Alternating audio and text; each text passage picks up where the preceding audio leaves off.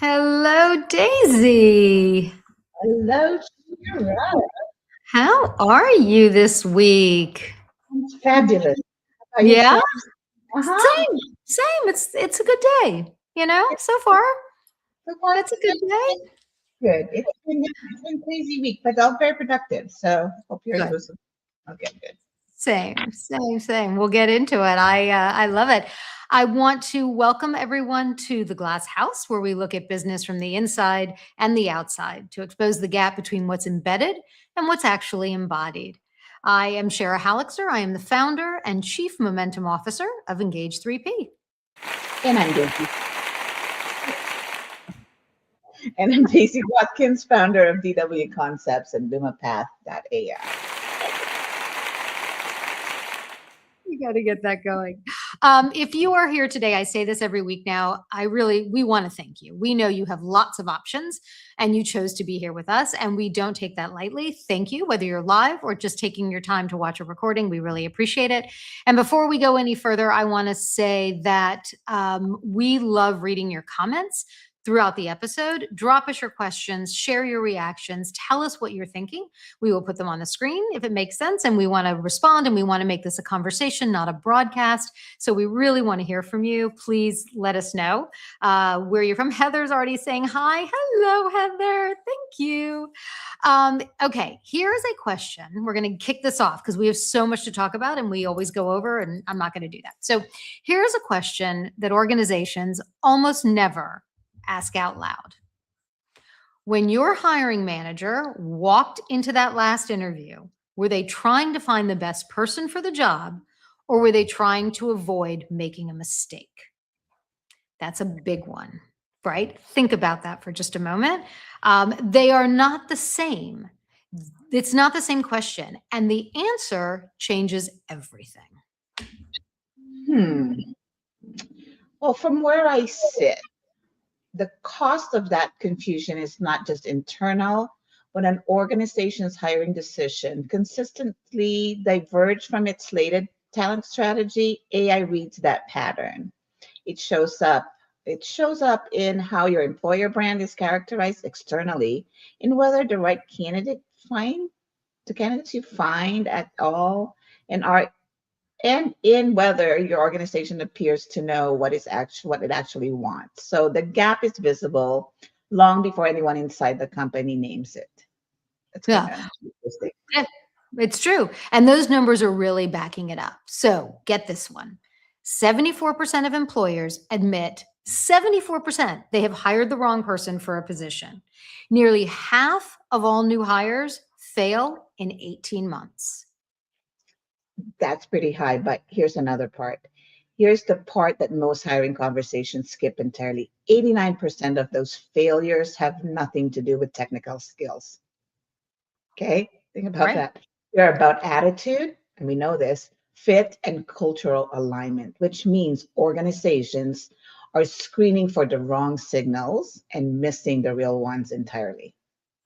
Well, and yet the way most organizations respond to that track record is to double down on the same model. They hire the person with the biggest resume, the biggest name, the most recognizable track record. That feels safe. We spent years on the other side of that equation. I had a company actually, let me rephrase, that pursued me for over 4 months. It was a real opportunity. Every stage they said, "This is great. We love you. You're amazing." And the references went unfollowed. The calls were missed. They didn't respond. It was a mess from the inside out. When they finally came back after all of that, after they made the offer, we negotiated on salary, they rescinded the offer. They told me I was too overqualified for the job. They were clearly not hiring, for the best outcome. They were hiring to avoid what might have been looked at like as a bad call, and that's a risk model. And I couldn't believe it. I was in shock. Well, go ahead, Shira. Sorry, I didn't No, mean to. that's it. That's So it. imagine what's going on right now, like with all the layoffs that are going on. So this is really playing out externally in real time, right? At so Mhm. many different levels in organizations right now. So candidates are researching companies through AI before they even apply. They are asked what it's actually like to work there. What do people say when they leave? What are the patterns that they see when companies hire and promotes? AI synthesizes all of it. And if the internal decisions makers are inconsistent, that inconsistency becomes part of how your organization is characterized to every single candidate they're considering. So similar to what you experienced, Shira. Right. Yeah, exactly. So the question is not how do we avoid a bad hire, right? Which is what we're talking about. The question is what gives us the highest probability of a great one? And those are completely different questions, and they produce completely different decisions. That is what I like to call the embedded versus embodied problem. And that's exactly what we are talking about today, right? What's going on in all of this. So our guest today, I'm getting a little feedback there. Our guest today has spent more than 15 years inside global talent acquisition. We worked together a number of years ago, which was great. He has been at some of the largest organizations. He actually founded the Mergers and Acquisition Assimilation team at Oracle, where he watched firsthand how acquisition value disappears when the people side of the deal is really left unmanaged. And I talk about the people side all the time. And then he did something nobody else had done. He did not build another ATS. We didn't need one. He did not build another sourcing tool. We didn't need one. He built a platform called HireBrain, designed specifically for the person who has always been the most important and the most forgotten participant in the entire hiring process. Ready for this? The hiring manager. Ooh. Right? Exactly. David Nason, welcome to the Glass House. I love the applause. Thanks, guys. That's what happens every meeting that I join. People You start get clapping, applause? you know. God, I love it. I love it. It always freaks me out too. It's really funny. That's great. That's pretty cool. We're actually all here coming from HR and recruiting world. So this is going to be fascinating and so timely. So a lot Very to talk cool. about. Thanks. Yeah. Thanks for having me. It's entirely my pleasure, my friend. So did we get it right? You want to tell us if we said what we said was spot on? Yes, you did get it right. That was the thesis. I think that in my experience, at the end of the day, it's the hiring manager who has the problem, right? To be solved. And I think that they're far too often left out of the equation, certainly in solutions. And so that's exactly why we created HireBrain, and we started as a solution specifically for hiring managers to help them to make high probability hires. And then we grew into a hiring enablement platform for CHROs, heads of HR, heads of TA, to up-level every participant in a hiring cycle all around the world, globally, in an environment built on neuroscience. So from the behavior of the platform to people's experiences with it and so on is tuned to the way that human beings actually, think and operate, which is very different than lots of technology. Let's be real. So having spent 712 years in recruiting, I used to say, first of all, people hire the way they date. Let's just think about that for a moment. I can honestly say when I was in staffing, I had a number of marriages that came out of the placements that I made. I'm going to also say it was not my fault that some of them might have been married to someone else at the time. That's not my fault. But so I take no ownership of that. But I think it makes sense, right? Because you think about it, right? You meet them for the first time. You think, oh, let's have a coffee. Let's have a drink, right? I like you. I want to see you again, right? What is it though about the hiring manager? Because typically that starts in recruiting, starts in HR. The HR person, the recruiting person is doing that first SWAC at who's the right person. And now we can talk about what that means from an ATS perspective, from an AI embedded ATS, perspective. But by the time it gets to that hiring manager, there's been such a filter already imposed. I would assert they're losing out potentially on a lot of great people. So where do you fit in that whole cycle? Yeah. Well, the first thing I'll say is that the closest social human behavior to interviewing is dating.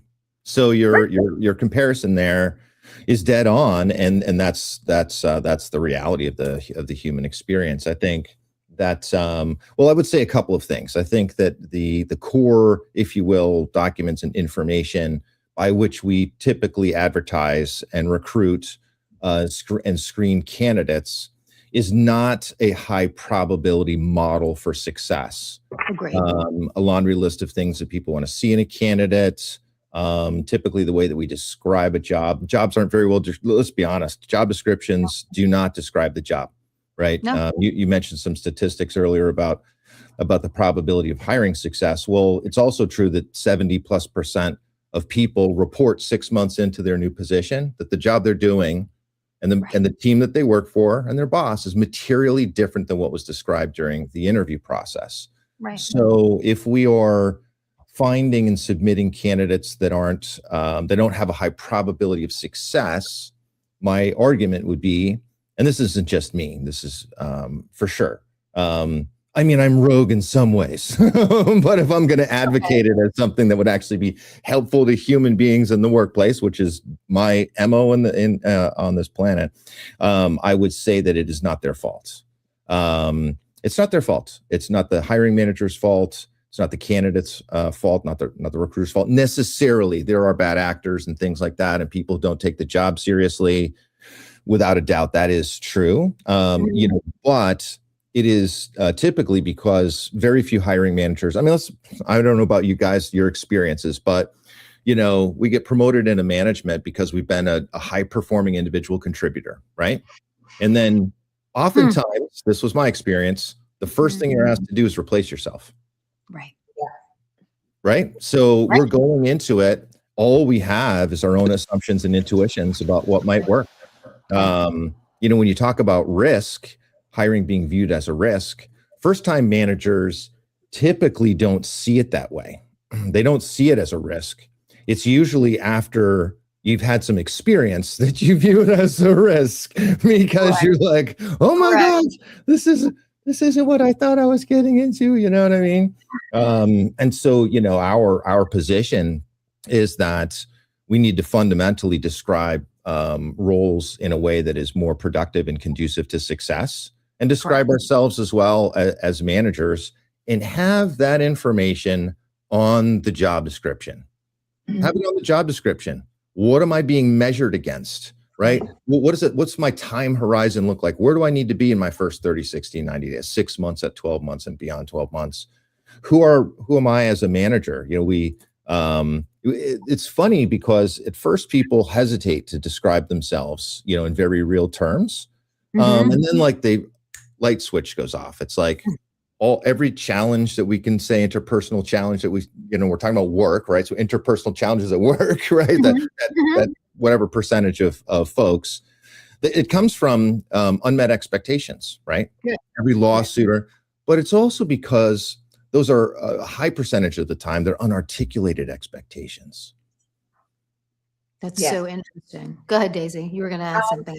I just recall one of my positions. I got, high performer. I was a high performer. I was being visible to management and corporate. And so the opportunity came where, okay, we're going to move you now to the next level. And then one of the cool things with that particular promotion, anyway, within the same organization, mind you, I've been there for over a decade. So I've seen transitions on how they do things. But this one particular wave of management or corporate people, one of the initiatives from the HR department, who was somebody new, was they had a program where everybody that got promoted within that year, within that quarter or that half the year, they had a course that you had to attend throughout the organization, virtually, called From Peer to Boss. From peer to read that book, right?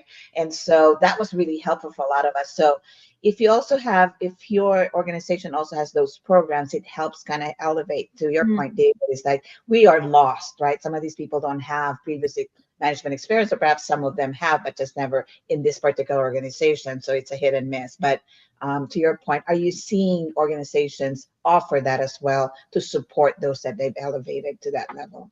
Daisy, you're going to get me into trouble right now. Good. We like that. That's fantastic. Who's watching this thing? I hope a lot of people. No, I'll tell you what, I think it was, if we go back to 10 years ago, 20 years ago, I think that, that there was still variance in terms of companies who embraced, training enablement, right, learning experiences as a core, a success principle. And I think that today we have a lot of forces that are fighting against us, right? The pace of change, the perception of pace of change is far greater than the actual pace of change in many cases. But because it feels like we're constantly under the gun, right? And we don't know what's happening next, and we don't understand what's gonna, we have a challenge. Human beings, we are wired, we want order, right? We want understanding, but the world is chaotic. And today people feel like it's more chaotic than ever. So if it's chaotic, right, and we are under extreme pressure to change and do new things and capture, et cetera, well, when do we have time to do training? Right. When do we have time to do training? So I would argue that it's sorely needed. We know these things are true.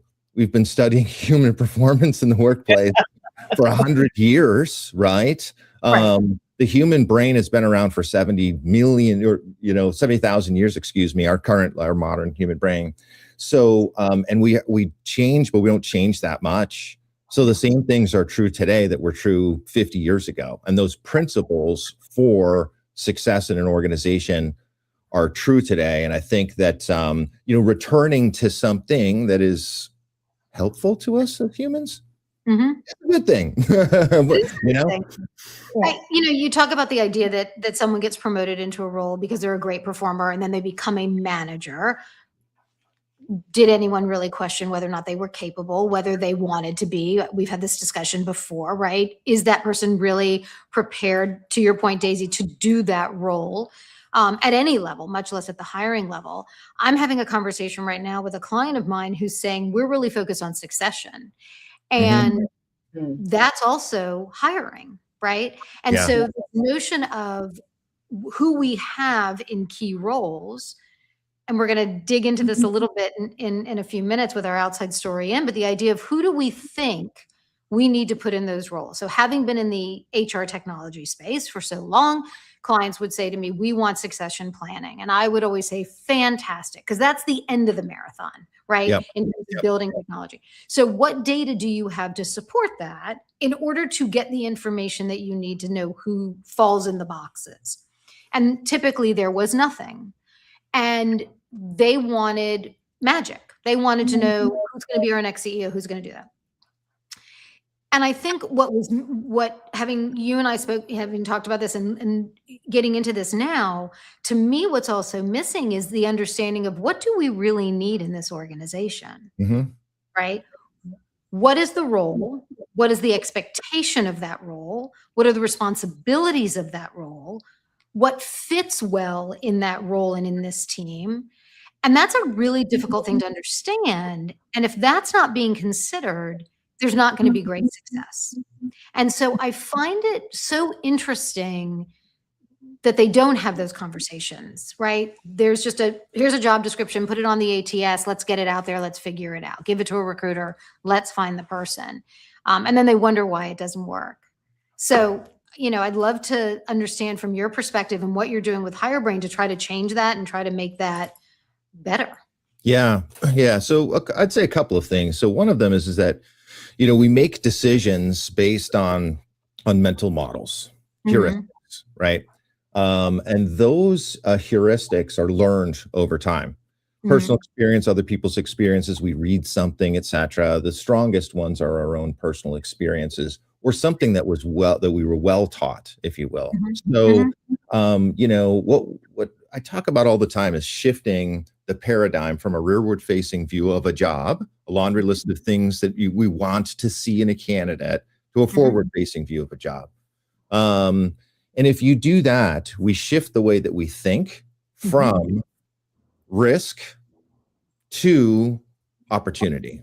from risk to probability. Because if we articulate what the objectives of the role are, how those are tied to specific business objectives, how we're going to measure those things, the business challenges that we need to solve for by hiring, new things that we could create by hiring, and actually create a time-bound plan of success according to those strategic objectives. And we articulate and describe ourselves and our teams really, really well, we move into probability. It feels hard because we haven't done it before. Right. But it is so much more fun to do that than to try to write a job description. Oh, Lord, yes. People agonize over those things. I'll give you another cheat code for succession plans. Who wants to fill out a good succession plan? Nobody.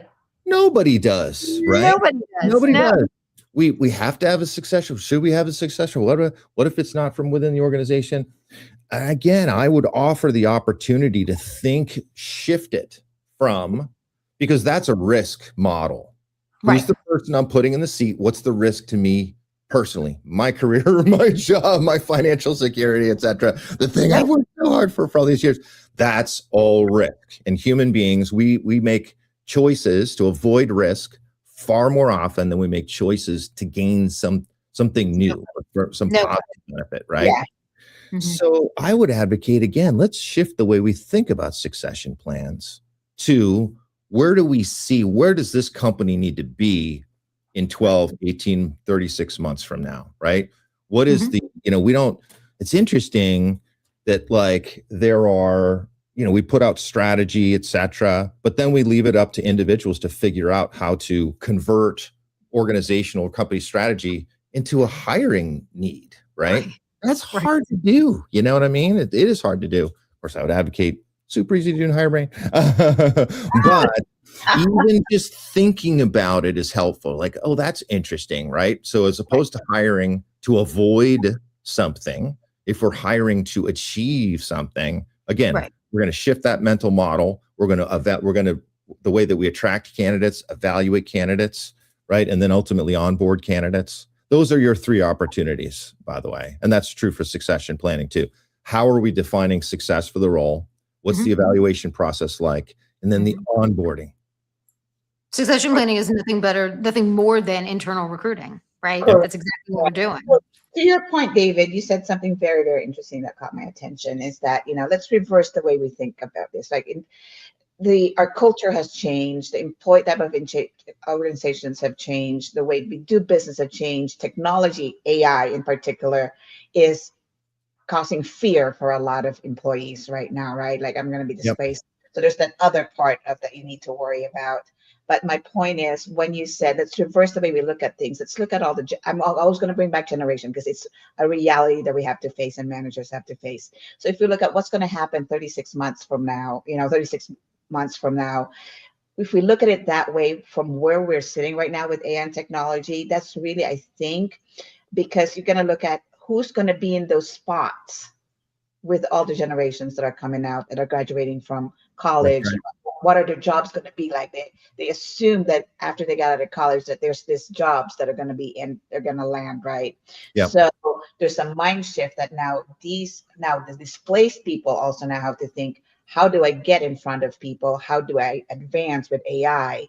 So your candidate pool is also going to change in the skills that they have, to where you used to look for that spot to plan somebody for that succession. So are you seeing that trend, or what are your observations in that space right now when people are actually planning for it?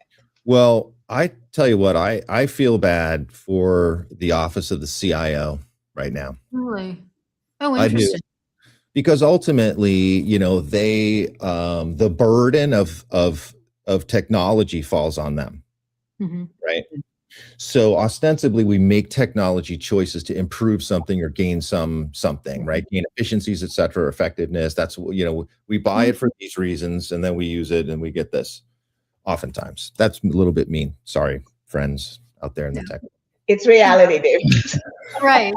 So you take AI, right? And what's all the messaging in and around AI?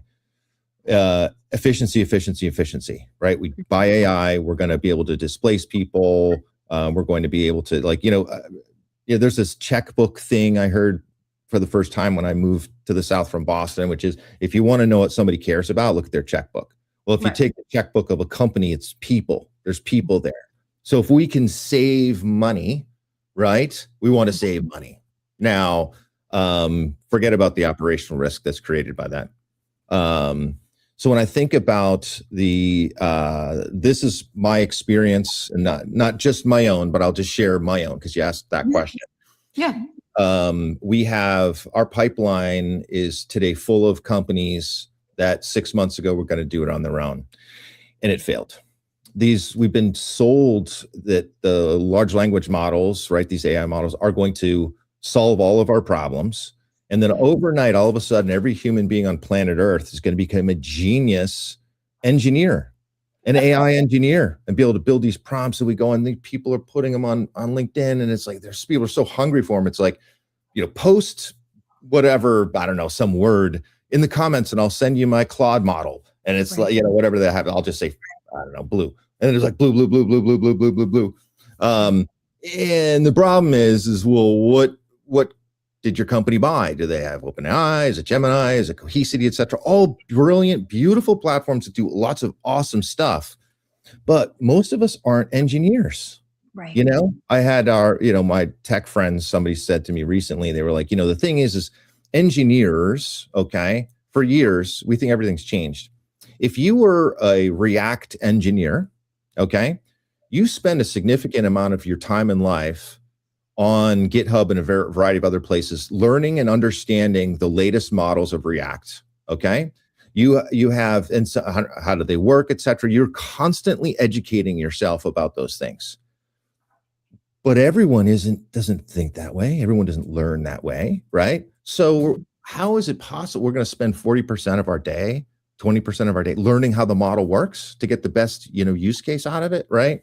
And the thing that's been bothering me, because I am, I call recruiting, those are my people in a lot of ways, they're at risk today, and they're being sold these tools that are the most simple callback to a large language model at a very high level individual, I'll say, who was screened by 5 different recruiter bots from 5 different companies.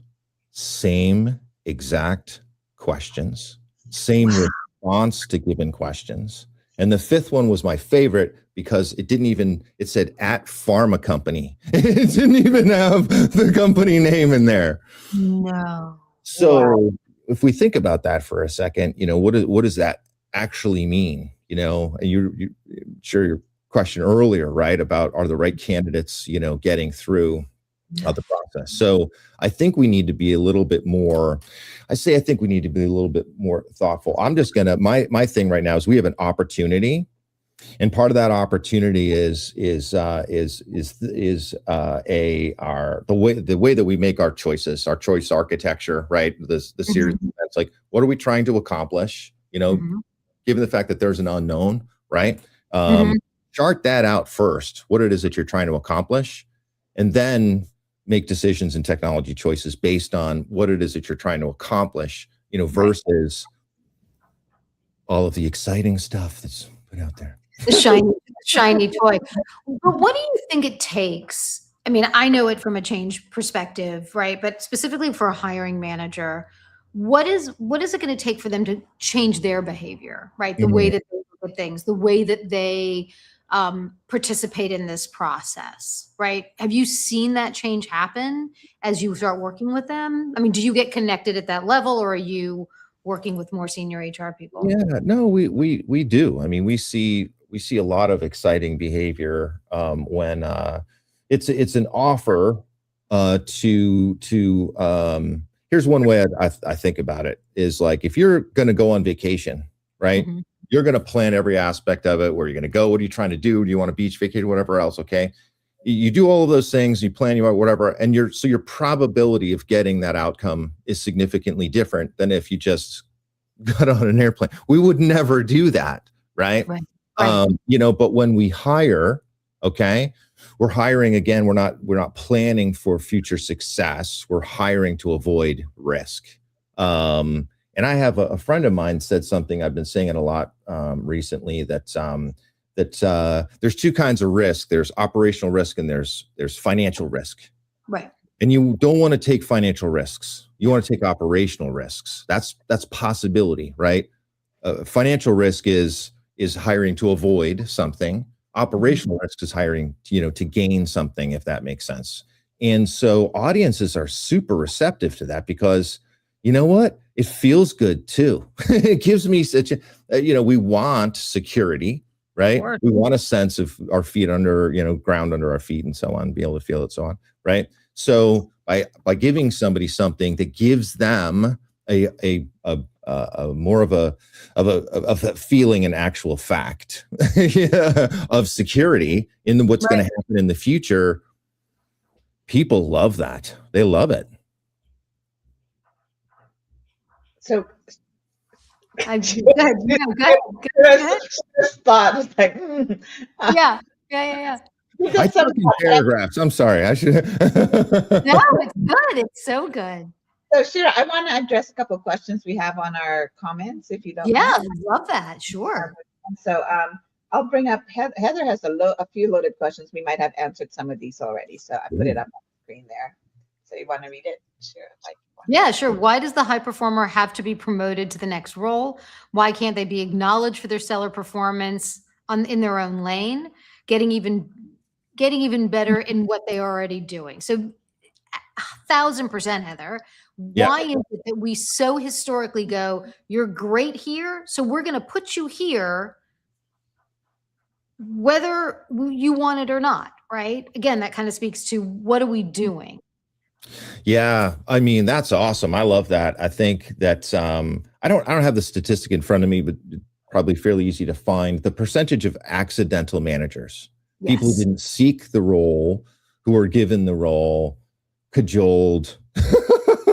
They were voluntold into management. Man, that's just brilliant. I think that even when internal, I've seen, I don't know how many internal mobility programs, and the progression is, IC1 to manager. Well, they don't all want to be managers. I know a lot of people who've gone into management and leadership and then gone to become an individual contributor. And that's the career and the work that they enjoy, the most. So I think the paradigm that a manager, becoming a manager, becoming a leader, is the ultimate goal. I think is challenging. I mean, being a manager is hard. It's hard. And I mean, I would argue that your role as a manager, as a leader, is to create an environment that's conducive to success, to hold people accountable in a way that's supportive of achievement, if you will, right? And to train all the time. I saw a name from one of my former recruiters on here. And we used to not only in the beginning of your job do you train, but every quarter, right? 100%. We would go back to the principles, I mean, that's how great sports teams do the things that they do, and great athletes, because they train all the time. The event is right. I mean, I don't love sports analogies. I'm not really a sports guy myself. No, but it's very true. Sense. It just makes sense. Spring training, summer training for football. They're out there. These are the premier athletes in their field, and yet they're still training all the time. Yeah. I think it's interesting too. I was very fortunate. I had a mentor when we were at Infor. I don't know if you were there yet, but I had this amazing mentor for a while. And I went to him and I said, how do I grow in this company? How, where am I going to go in this company? And he said to me that I needed to figure out what I was willing to give up in the role that I'm in now. And he said, what do you like about what you're doing? And I said, well, I love the client engagement. That is everything. I love being on site with them. I love getting to know them. He said, you're not going to do that as an executive. Maybe once in a while you'll see them, but that's not going to be a role at the upper echelon level of the organization, because it's not that, right? Yep. And when I was in recruiting, and I'll never forget, it was so funny. I was placing lawyers. And I was in New York, everyone came to me and they said, I want to work in entertainment. Young lawyer, I want to work in entertainment. And I'd say, you're not having dinner with Madonna, okay? You're you're going to sit in a cubicle and you're going to redact contracts all day long. Like, you're not going out with Beyonce. Like, that's not happening. And it's managing expectations, right? And to your point in the beginning, it's understanding, what is that role? What are you really going to do? Don't sell someone a bill of goods. Tell them exactly what the day-to-day is going to be about and what they're going to be expected to accomplish, because, you know, that's the reality. Yeah. And beyond a task perspective. So Right. I'll tell you that, like, your statistic about new hires that don't work out, there's another statistic that's even worse, which is success in role is about 30% on average. And that part of that's because the way that we define success in role is performance, engagement, and satisfaction. So the engagement part, it's not just the tasks, but how does this job contribute to business outcomes? Right. How am I the things that I do every day, right, going to result in a positive business outcome? And if we think in that way, every single job matters.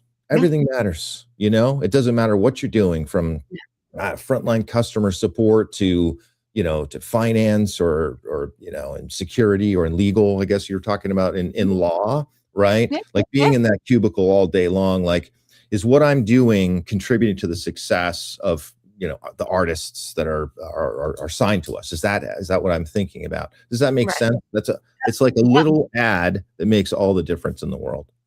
Well, and I think what makes a great organization is valuing that, right? Yeah. Whether it's the person that cleans the bathrooms and delivers the food and takes care of the conference rooms, all the way to the CEO, right? Yep. Everybody is contributing something to make it work. And the value of that individual is paramount to the greater success. If any of those pieces fall down, it doesn't work. That's right. Right. Yep. And so, I mean, how many of us have, I think about it all the time. How many of us have planned, clients are coming in, we're going to have the conference room all set up. It's going to have the food. It's going to be great. They're going to be impressed, blah, blah, blah. And something breaks down. The kitchen doesn't work, or the food doesn't show up, or something happens, and it's a disaster. Right. And I think that great organizations understand that wholly. They realize that every contribution is valuable, not just at the top. That's right. That's right. And great companies do that. And I think, like, to again, to reiterate, I guess, the point earlier, but that Heather made, is that, if we're thinking that way, then we can have a system, a mechanism by which to reward great individual contributors beyond a promotion into management, right? Like, how did this organization, there's no awards for finance. No. I mean, let's be real. Sales, okay, it's obvious. We have a measuring stick. We all get it. You made it, you didn't make it. You made it a lot. You get to go up on stage, you get a thing, you made a ton of money or whatever else. But what about IT? Who's cheering for them? You know what I mean? I mean, who's cheering for recruiting? I mean, let's be honest, right? Like, Right. I shouldn't say this, but a buddy of mine says that he says they treat us like toilet paper. They only care if we're not there. And I'm like, yeah, wow, that's a little provocative, but it makes sense too, right? What about what about these other organizations? Right. Everybody's valuable. I want to make sure we get the story. And Daisy, do you want to help me introduce our outside story in today? Because I think it's going to hit home on everything we've talked about, and then we can bring this in and kind of get it started. Absolutely. Let me cue that in. Thanks, Shira. Okay. Yeah, so my pleasure. We bring in a story every week from the outside room, because the glass house is not just about our own experiences. It's actually about what's happening out there and to the people watching this. This week, we found a story we could not put down. So, Shira, you want to put the story? Yeah. So this is an unbelievable story that I found, David, and I think you're going to know it. And just nod your head immediately, because I'm going to just read this. It was in 2011, JCPenney's board needed to turn the company around. So it was 15 years ago, right? And they had one shot to get it right. And they went out and hooked what they thought was the safest hire in retail history.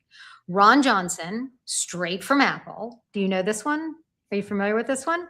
Yeah.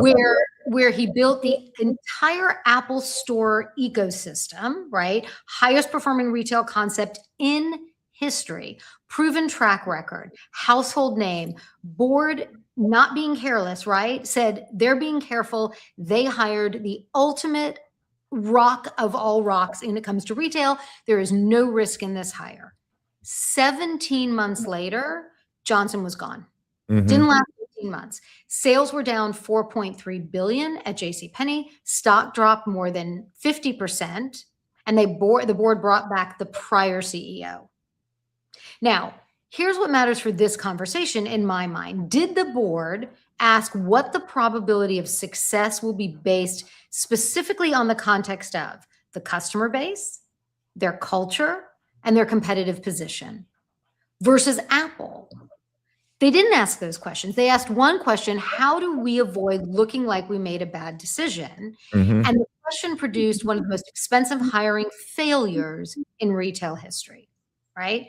And so one would think it's logical if I've got somebody at retail who's made great success, but guess what? Who would ever, I mean, and I have to believe, who would ever think JCPenney, 100-plus-year-old retailer, kind of not low end, but lower end in terms of scale, whatever, versus Apple?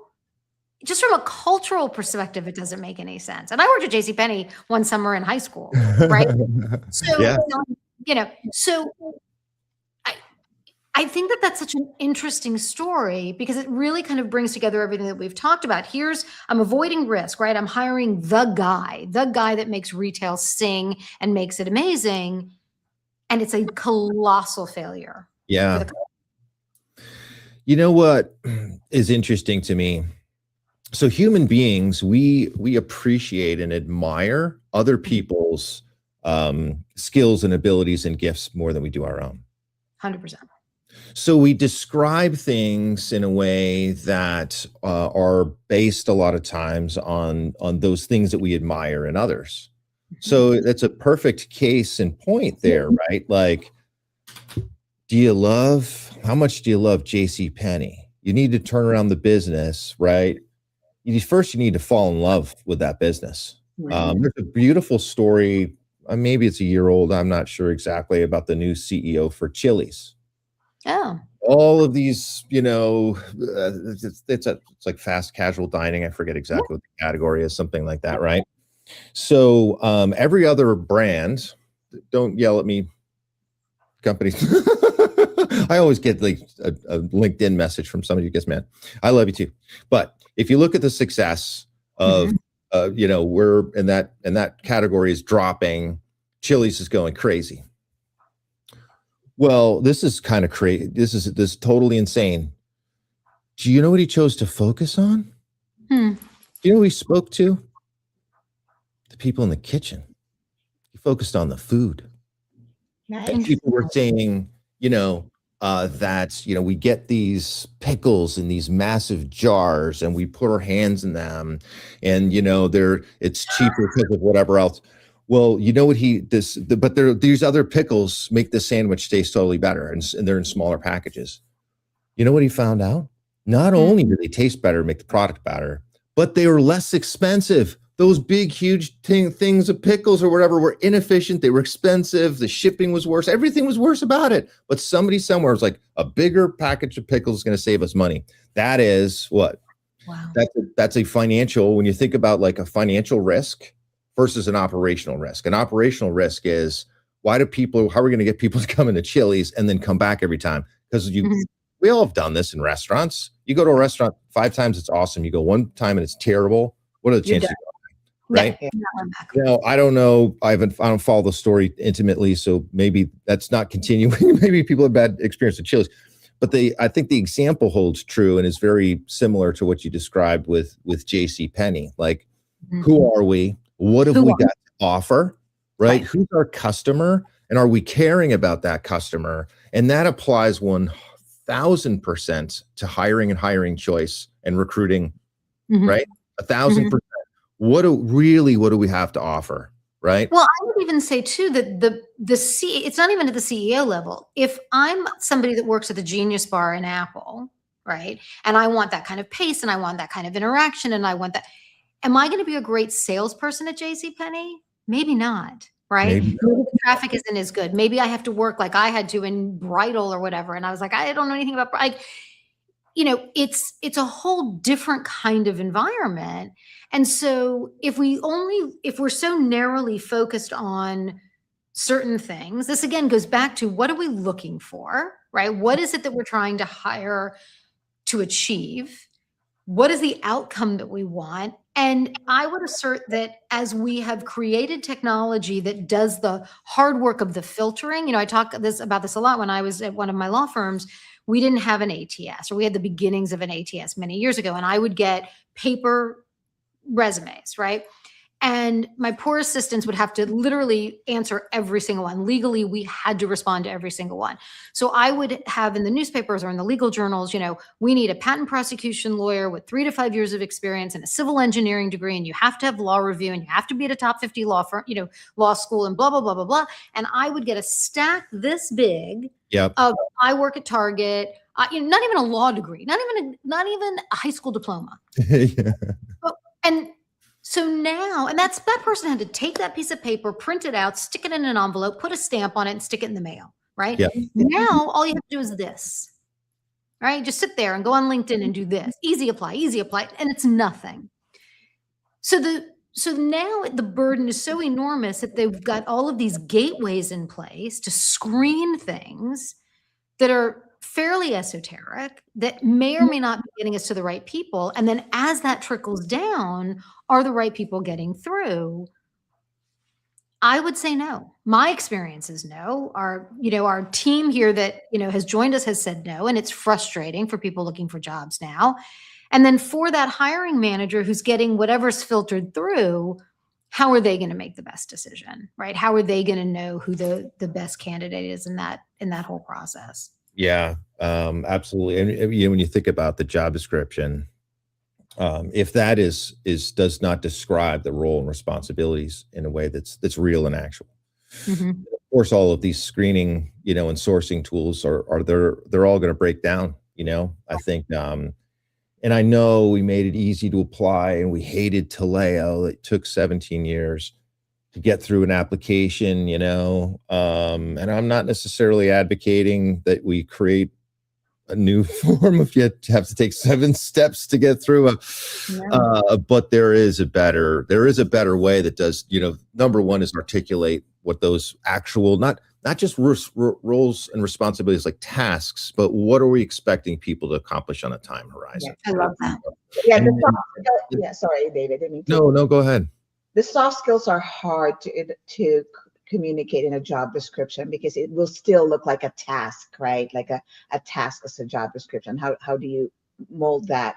But a lot of the things I'm getting coming from that space, like I've applied for all the jobs, it looks perfect and everything is perfect. It's a lot. Every word that they say is literally me. Why are they not looking at me? And then I have to give them the reality that there's also 1,000 of you that match that job description. So I don't advocate. I like the fact that it sorts through stuff, but the reality is we're bypassing a few things. Some might probably have some narrative on the cover letter, right, about how they fit that mold in the soft skills side.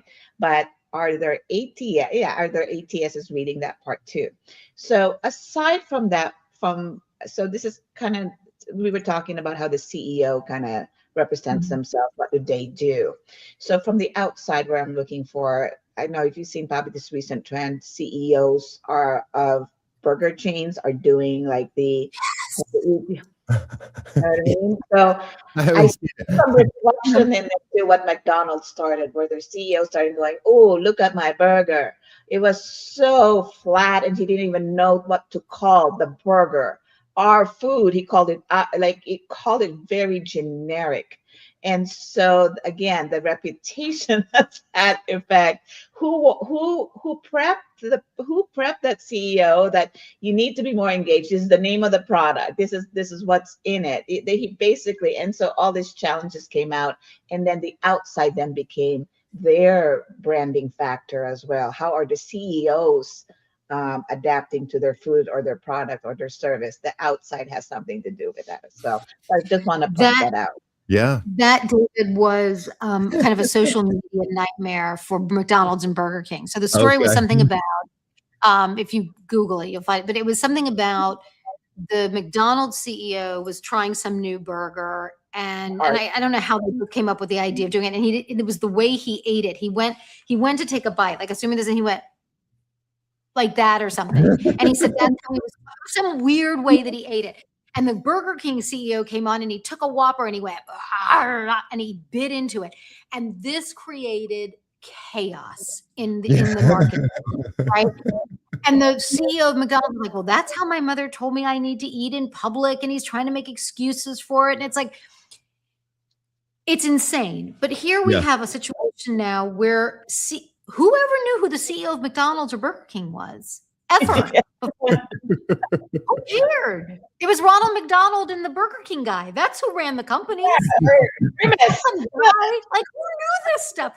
And so I think, Daisy, if I may, I think your point is like, even at that level now, are we going to hire CEOs who have good social media presence, who have good cred on camera, who don't eat like this if they're going to be like, I mean, we say this every week. We love technology. We love AI. We use it every day. Claude was down today. We think it's great. Claude was down for a long time today. And what it has shifted in everything that we do, in every way that we approach things, I think it's phenomenal, and I think it's a little bit scary, right? And I mean, here we are sitting and having this conversation, in technology, for technology. It's quite unbelievable, really, when we look at how this all comes together now. It is. My first reaction to that is, can't we have a little bit more fun? Like if I was coaching that CEO, I would have had them on TikTok the next day with a fillet of fish, taking that thing down. Like, you know what I mean? It's okay at McDonald's if you don't like hamburgers, because we have a fillet of fish that's awesome. So, anyway, can't we just have a little bit more fun? Like, does everything have to be doom and gloom? I think like, it's very human. Human beings it's interesting. Like our brains are wired to be lazy, but our bodies physiologically and neurologically, we want to work. And we want to work, we want to do something of value. And the best way that we receive values that has been recognized by others. Mm-hmm. So if we think about that, like, okay, our brains are wired to make as few strategic decisions as possible. Go look at some of my goofiness about talking about Kahneman and Tversky and so on, about system one versus system two thinking. System one thinking, this hard thinking, right? It burns a lot of energy, et cetera. So we want to do as little of that as possible and as many automatic decisions as possible. And we want to do something that's valuable, And if we think about things like that, so how do we change this paradigm? How do we create a system by which your choice architecture and a hiring decision and an employment decision is easy and makes sense, right? Versus difficult and challenging. You're walking into a situation, I don't know anything about this job. I don't know anything about this person that I'm meeting, okay? Mm-hmm. Mm-hmm. We have an interesting study, not publishable at this point. So, Science Magazine, don't call me up and yell at me to fact check this. But it is true that that both managers and candidates are both in the similar physiological and neurological state. And that's one that is fear-based and anxiety-based.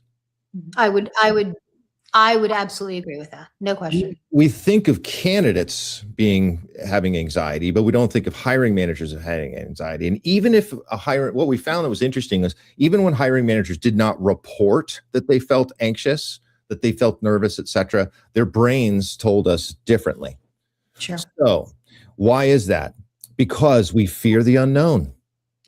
I know very little about this person other than the resume, what was articulated to me, which is a formula that's old and should be dead.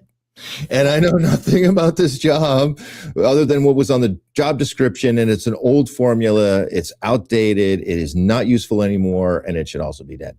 But then the other factor is you were talking about soft skills, Daisy, right? Soft skills here, soft skills there. we can do that. Like, you read soft skills. So everyone wants attention to detail, but what does attention to detail mean in this role at this company on this team? And why do we care about it? Exactly. Why do we care? If you put something like that on a job description, if you put something like that as a specific screening question for somebody to ask about, if you put that in, and on, by the way, on everyone's interview guide, that's, by the way, built for that person, for their role that they're expected to play, versus a generic list of, I'm going to pull all these questions in and just, interrogate the heck out of somebody, or I'm not going to interrogate them all. I'm just going to talk the whole time. They were awesome. Yeah, no kidding. And I'm the worst at this as I'm blathering on here. But hopefully that the point kind of comes through here is we can be aspirational about like what we want to achieve as an organization, right? For sure. But when we need to be, it's most helpful to be practical when we're articulating what's this job? What does it need to do? What do these soft skills mean? One of my favorites, I did a session. HireBrain started as a training company, and we still do train, and I love in-person workshop style training. I'll never forget a CFO of a company. I'm totally unstructured, fluid communicator, blah, blah, blah. I was like, oh, okay. I said, do you meet with your team? Yeah. Do you do one-on-ones? Every week? Like, I'm a big idiot. You know what I mean? I am, but that's beside the point. And I said, no kidding. I said, well, describe for me, if I was going to have a one-on-one with you this week, what would my experience be? And he said, well, the night before, you're going to send me this form that's completed. And the first part of the conversation, we're going to go through all of the things, the information that's in the form. The second part of it, we're going to talk about, next week, next month, 6 months from now. And then, and I was like, oh, okay. I said, if you were just simply describe what you just described to me as, would you describe it as open and fluid, or would you use different words? And he was like, oh, okay. And I'm just like, here, if we know that, do we screen differently? We do. But also, and more importantly, human beings are way more malleable than we give ourselves credit for. Yeah. If you know what to expect in your boss, if you know that they are going to have a one-on-one, now maybe if you're totally not like that and you're like, oh my gosh, that makes me want to throw up, don't take the job, don't apply, you know what I mean? Do something else. But if you're like, okay, that's not really me, but I can do that. It's so funny. It just came to mind for me. I worked with this incredible team a number of years ago, and this was one of my favorite teams I've ever had in my career. We were all country leaders, and our boss was tough. He was tough. Yeah. Okay. And one of the guys on the team was really, we were out having drinks one night, and he was really frustrated. And I said to him, dude, no names. I said, so simple. If you show up, you don't have the numbers, right? We were all in sales. If you don't know your numbers, if you don't have your information, he's gonna ream you out. It's really simple. Yep. You know exactly what he wants. He's not a mystery here. Because he said to me, he said, listen, get mad. I have, they may not be the numbers he wants to hear. Right. I may hear, listen, I'm not happy with this, but I've got him. When you go, I don't know how many, I don't know this, and I don't know.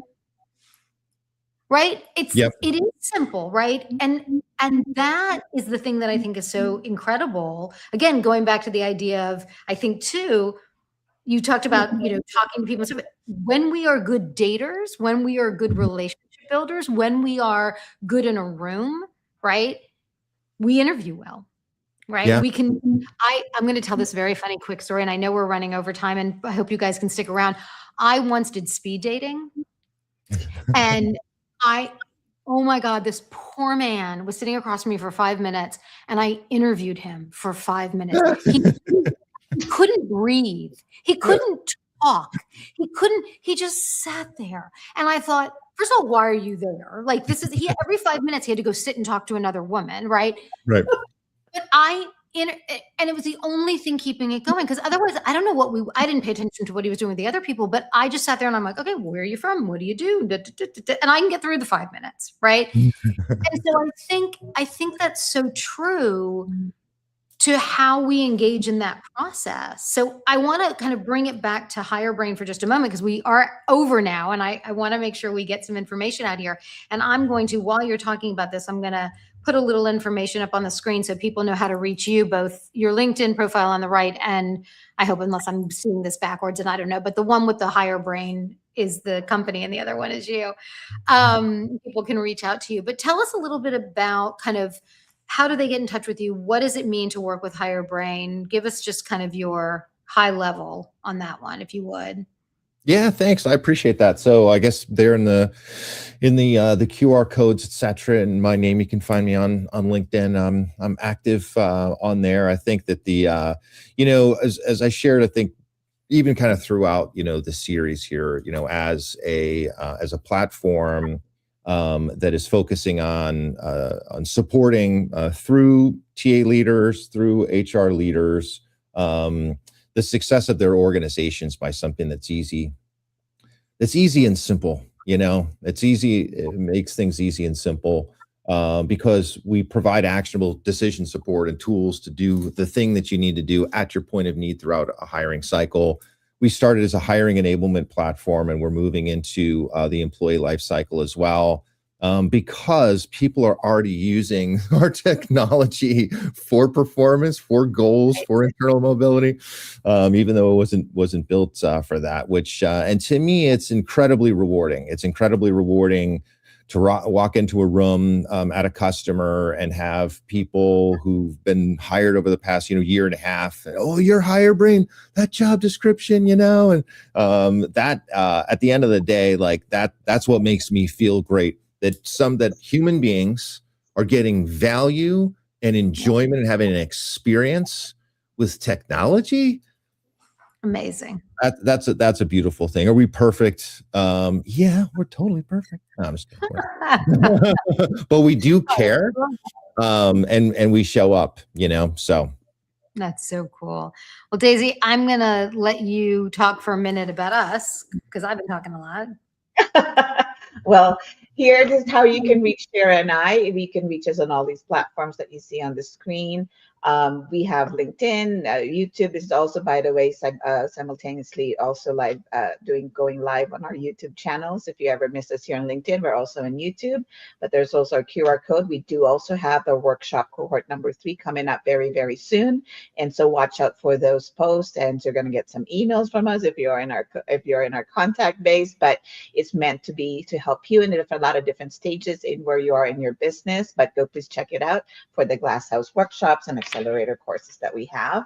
And I want to start by saying thank you so much for joining us, and I'll let Shara end the podcast as usual. Oh God, thank you, David, my friend. It's fantastic. Thank you for your insight and for everything. I hope that we start hiring better. I hope we start, making better decisions, bringing people into jobs. There are a lot of people now, unfortunately, who are looking, especially in tech, with all these big layoffs that are happening. Yeah. But I wholly believe that there will be a turnaround. I wholly believe that they're going to see the mistake that they've made in some of these layoffs, and people will create other businesses, right? Because let's face it, if we don't have the people working, making the money to buy the things that other people are selling, the businesses are going to be gone anyway. So what difference does it make, right? I mean, it's kind of works that way, right? So cool. Thank you. It has been a pleasure, my friend. Thank you. I hope everyone reaches out to you and reaches out to us. We would love to have anyone who is in earshot. If you want to be on the Glass House, we'd love to have you. It's fun to have these great conversations. Feel free to reach out to us, and we will see you next week.